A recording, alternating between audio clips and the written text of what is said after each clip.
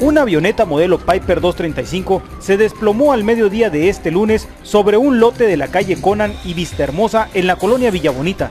El piloto, Enrique Zamora Frías, de 50 años de edad, con domicilio en calle Lisboa de la colonia Bellavista, resultó con lesiones en la cabeza y varias partes del cuerpo, siendo atendido por paramédicos del Servicio Médico de Traslados. El punto donde cayó la avioneta, matrícula XBFEC, fue a escasos metros de una estación despachadora de gas de la empresa Unión Gas, por lo que elementos de Protección Civil llegaron hasta el lugar para asegurar el área, ya que la avioneta llevaba productos químicos de fumigación agrícola.